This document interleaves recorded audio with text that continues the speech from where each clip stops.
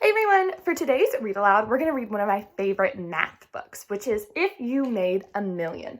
And this is by David M. Schwartz, and the pictures are by Stephen Kellogg. If You Made a Million. Congratulations, you've earned a penny. 1 penny.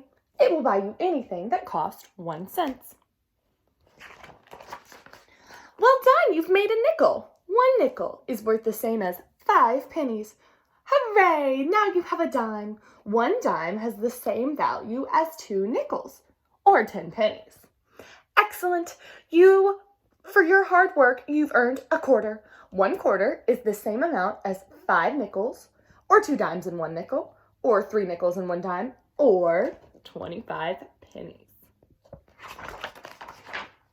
Wonderful! You are now $1 richer. $1 is worth as much as 4 quarters, or 10 dimes, or 20 nickels, or 100 pennies. I cannot believe that the illustrator has put 100 pennies right there.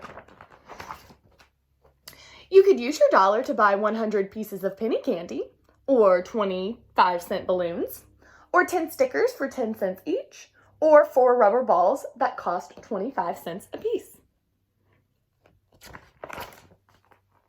Or perhaps you'd like to save your dollar. You could put it in the bank. In a year now, it will be worth $1.05. The bank wants to use your money, and it will pay you 5 cents to leave your dollar there for a year. The extra 5 cents is called interest. This is true. If you leave your money in the bank will actually pay you for leaving your money there. If you waited 10 years, your dollar would earn 64 cents in interest just from sitting in the bank.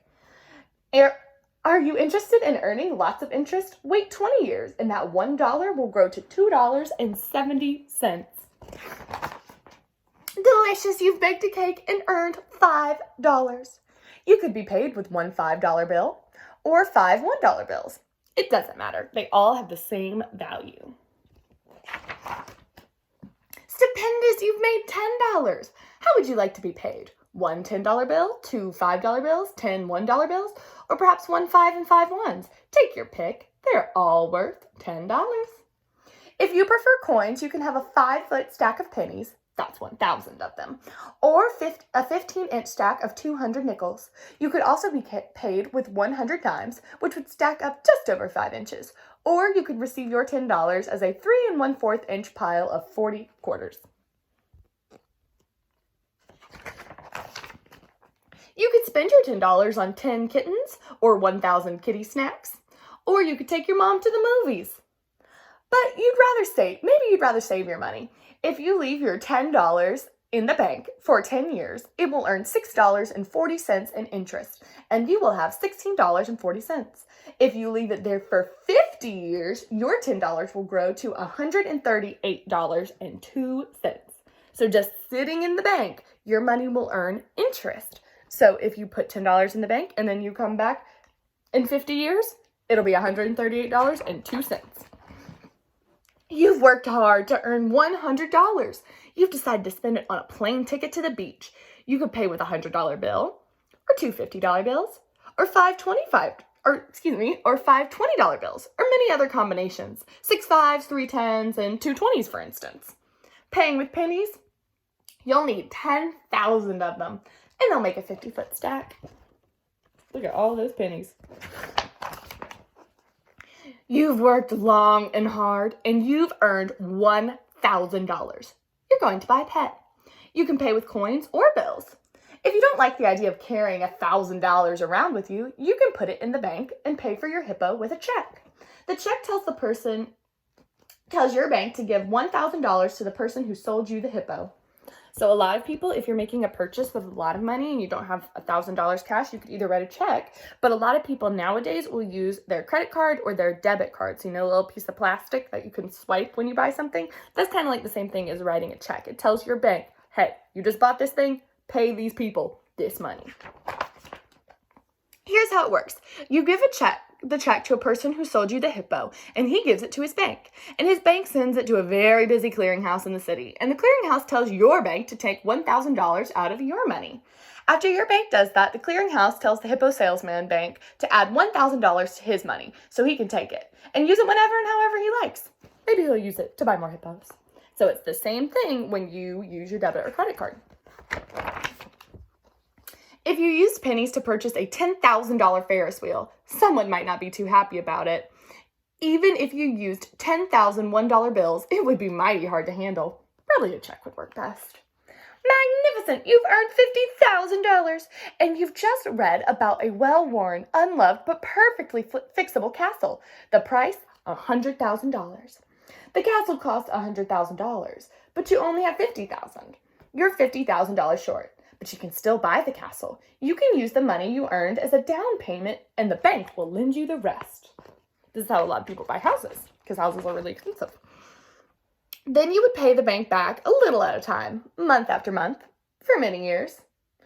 But the amount you must pay the bank will be more than you borrowed. That's because the bank charges for lending you money. The extra money is called interest, just like the interest the bank pays you when it uses your money. So you're using the bank's money, so you must pay the interest back. So just like when you put your money in the bank and they pay you to have your money sit in the bank, if you say, hey bank, I need some money, you're going to have to pay interest to the bank. So if you really want to buy something for $50 and you're like, oh, I don't have that money, and you get it from the bank, you're going to have to pay the bank back more than $50 for borrowing it because it wasn't your money to begin with.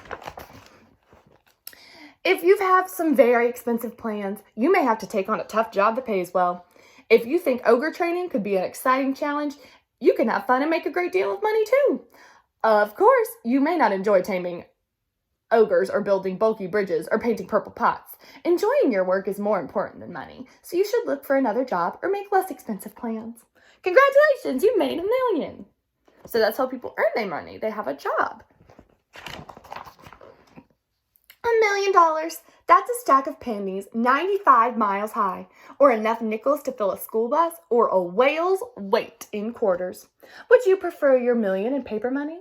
Even paper money is a hefty load. $1 million $1 bills would weigh 2,500 pounds and stack up to 360 feet. What's the smallest your million could be? $100 bills are the largest made today, and it would take 10,000 of them to pay you for your feat of ogre training. But a check for $1 million would easily fit in your pocket or purse, and that's worth the same as the towering stacks of pennies or bills. And we know that for money because money has different values. Different amounts of those money will equal the same thing. Just like $1 is equal to 100 pennies or 20 nickels. $100 bills, or if you had a $100 bill, $100 bills are the largest made today, and it would take you 10,000 of them. Got a little fluster there. So 10,000 $100 bills is equal to $1 million. Now you can afford to buy tickets to the moon, or you can purchase some real estate for the endangered rhinoceroses. But if you'd rather save your million than spend it, you could put it in the bank, where it would earn interest. The interest on $1 million is about $1,000 a week, or $143 a day, or $6 an hour, or 10 cents a minute, just from sitting in the bank. So remember, the bank will pay you interest for sitting your money in the bank. So that's how much you would make if you gave it to the bank. If you keep your million, you can probably live on interest without doing any more work for the rest of your life. You might like that, or you could find it rather dull. Making money means making choices. So what would you do if you made $1 million? So if you made $1 million, what would you do with it? What would you buy, or would you put it in the bank so it could earn interest? What would you do with it? All right, guys, I hope you enjoyed If You Made $1 Million as much as I enjoyed reading it to you, and I will see you in the next Read Aloud. Bye, everyone.